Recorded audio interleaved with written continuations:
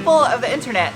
Today I'm going to be doing the first video on my new Bronco, which I got about a month ago. If you're new, up above my head is a link to why Pop-Tarts do not float on kerosene.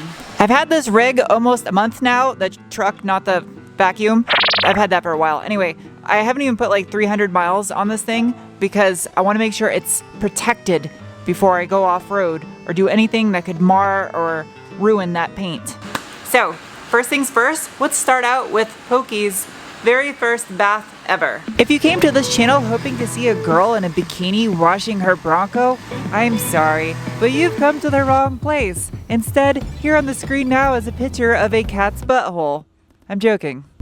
I'm not actually going to show that. Anyway, I'm doing a touch-free wash on the Bronco since it hasn't been driven in rain or any kind of inclement weather and there's not even really any bugs on it. So just the foam cannon, nice and thick, cover the thing up, and then I'm going to rinse it all off, give it a nice air dry, and bring it into the shop where I can begin putting some protectants on it.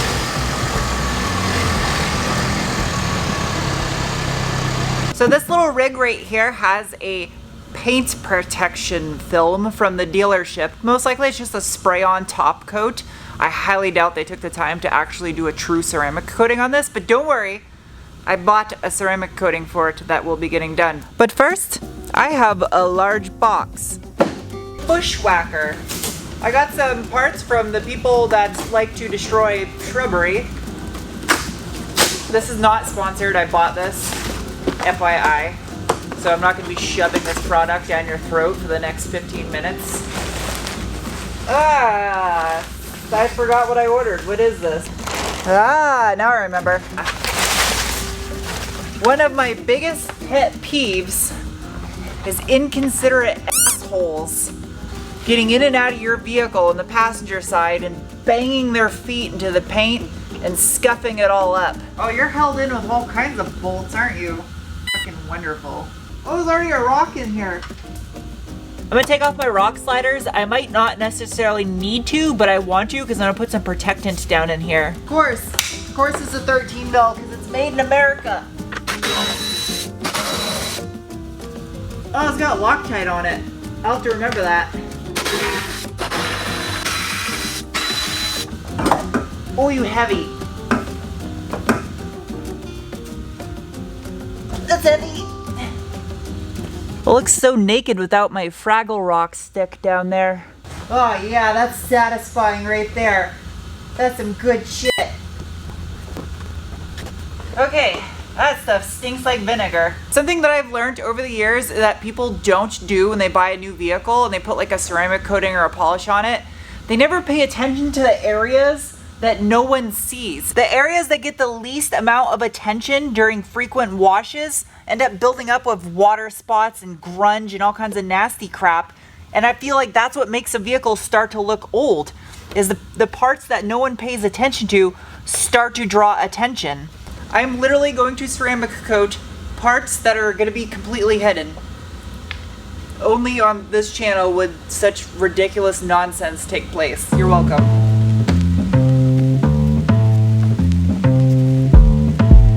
I know you're supposed to wear a respirator with this stuff, and believe me, it stinks.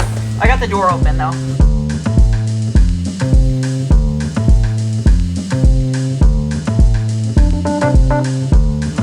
Ceramic coat my skid plate? Why not?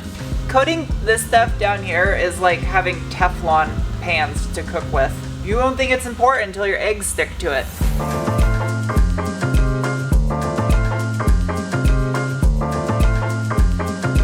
Whoever left a comment in the detailing video of my Quattro that recommended using this stuff on plastic, thank you. I forgot what the name of this stuff was and I missed it because this shit is amazing on plastics. Not sponsored, free advertising, I don't care.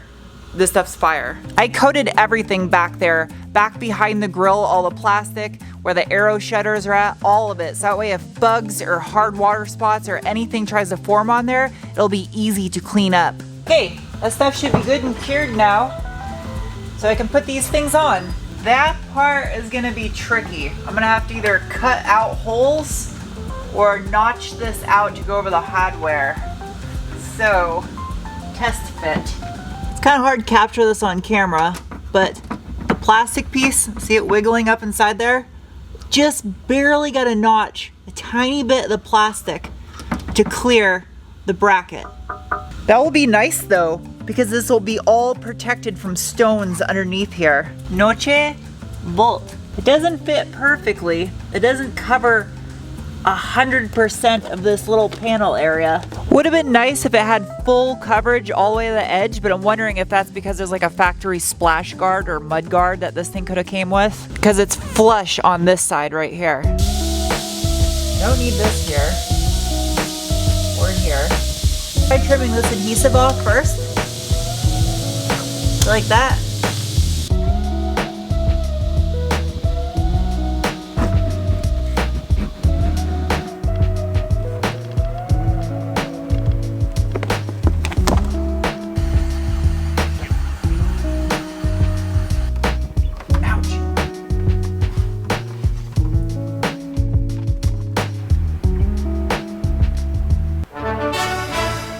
So after 4 different attempts of using different adhesive points and heating this thing up to try to get it to warp into place, the rubber weather stripping at the bottom of the door can only compress so much up against the added thickness of this plastic door sill that goes down right here. This right here is nonsense. It doesn't even want to shut. Over here is a massive gap. You can see right here, it's nice and flush. Some filing, sanding, or cutting may be necessary to ensure proper fit. That's a CYA if I ever seen one. I got Charlie to come over to take a look at it, just so there'd be a second human opinion here, so that would spare the 5,000 "you didn't do it right" comments. So like the profile where this curves up to go over the, whatever you call this, the sill, is not the same profile. No, it's so completely different. And so when you have a truck with brand new weather seals, even when I took a heat gun to it, didn't help. yeah. It's not that it's too much material. It's this. So right here, the distance of this point to the peak of this lip versus right here, there's actually too much gap, and there's like, it's just not the same contour. Yeah, it literally doesn't fit the profile of the truck. I'm sure some people just slap it on there and be like, oh yeah, it works great. And then their door will be bent like 90 days from now. I think the weather stripping would eventually conform. But in the meantime, every time you open the door, it springs out against the weather seal and puts a bunch of stress on the window because it doesn't have time to shrink down. The glass like gets caught. The way this is supposed to work is when you pull on the handle, the window comes down before the door opens. Like, yeah, so it's under spring tension, and in order to save your weather stripping, I don't know. It's just gonna wear out the weather stripping, and I'm worried about it warping the bottom hinge on the door possibly because it's bowing the door out all the time. That's sad. I mean, these look good. I think they would have did all right job unless you live in a northern climate and salt would have got stuck under it. But that's a disappointment. I really wanted these to work. Welcome to the following day. Got some more stuff to do.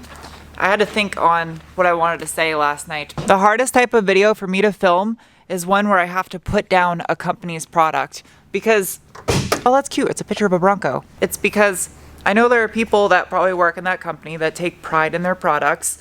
And I don't know. I don't like talking shit about stuff like that. But I just genuinely cannot recommend anyone purchase that thing. It's not production ready. At least for my level of quality standards that I put forth into the vehicles I build or modify. Where's the rod? I have a backup solution though, what I'm gonna try putting on in a second. First, I want to put these guys on that I just got. This one, also not sponsored, it's from Redline Tuning. And I absolutely love that they put their instructions in color in a little baggie like this. Keeps them from getting dirty or wet. So cute, good idea. That first product was a miss, but maybe this one will be a hit to make up for it. That's nice. Powder coated? That's clever. I like the way they engineered that. Okay. So that guy, oh, it fits the hole perfectly. Right next to the indentation one. It would be ideal if you could go in that lower one because that's got reinforcements under it. You really gotta pull down on it to make sure that upper portion doesn't spin. It's good and tight. This doesn't necessarily protect anything, but it just makes life easier. Instructions are your friend. I gotta unscrew this guy. This fits just like OEM. These are the kind of mods I'm into right here. I don't want people to be able to tell it's even aftermarket. I just want it to look OEM. There you go.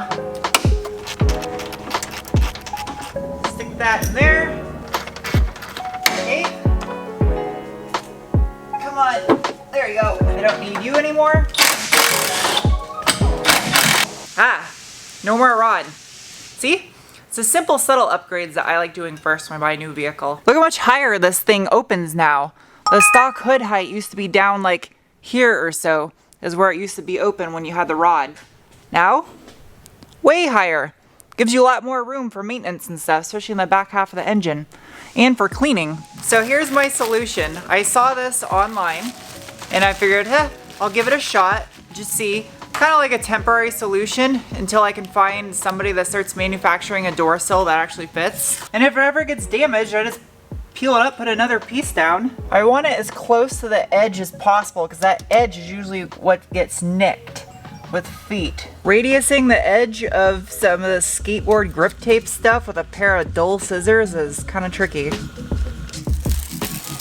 Yeah.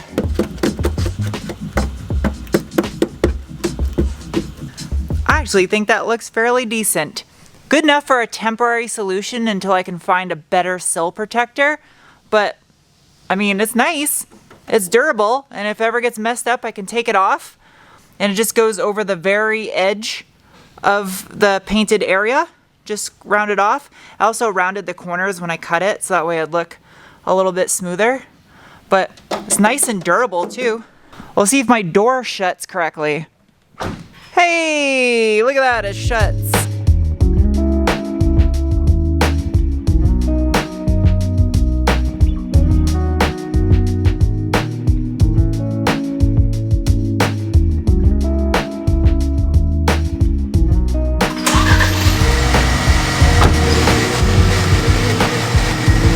This is gonna be the first time I've ever had this thing on the lift since I bought it. And in case you're wondering, thinking that I'm racking this backwards, I actually reconfigured the lift arms. I swapped them left to right, so that way I can actually lift vehicles correctly backed in, because it makes it a lot easier for filming. That's pretty cute. They put a little arrow cut out, so you know where to put your lift arm.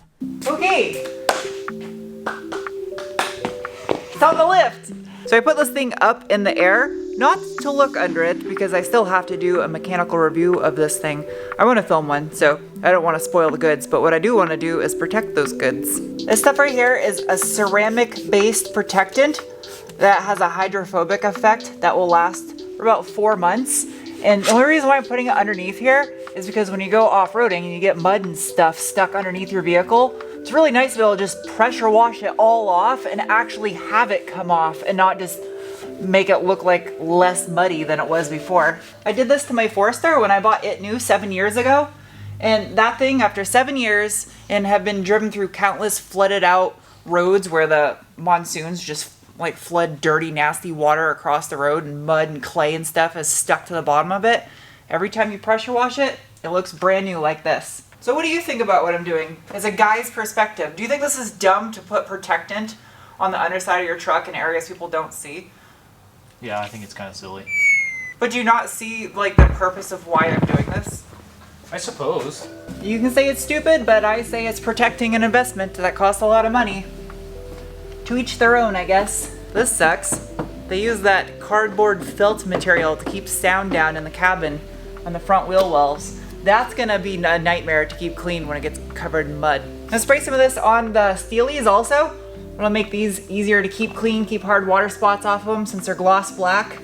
Excessive? Yes, but is that satisfying? Absolutely. Wheel well and frame rail, both coated. Probably the nicest it'll ever look in its life.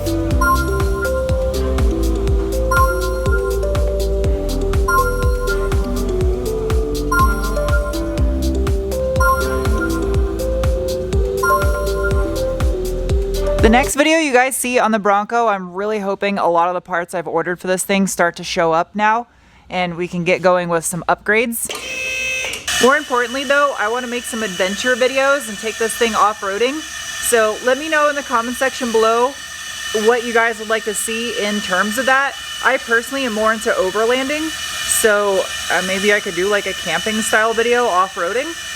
I don't know. It looks so much better without all that tire gloss on there too. I'm not about that gloss life. I'm gonna take it chill here on out to the end of the year as far as content goes, just because I don't ever take a day off. I work 7 days a week on this channel making these videos for you, but I'm gonna have a Vlogmas Day video coming for you, the year-end bloopers video coming for you, and of course some more car reviews. Even though I'm slowly transitioning car reviews to being on my second channel, the only car reviews that will remain are enthusiast cars that I know you all would want to watch a review on, like a Hellcat or an NSX, stuff like that. The rest of the parts have arrived for the Ranger, so first of the year I'm going to start finishing up the rest of the cab swap on this thing and transferring everything over. Thank you guys for watching, and if you celebrate the holidays, happy holidays, and I'll see you soon with another video. Bye!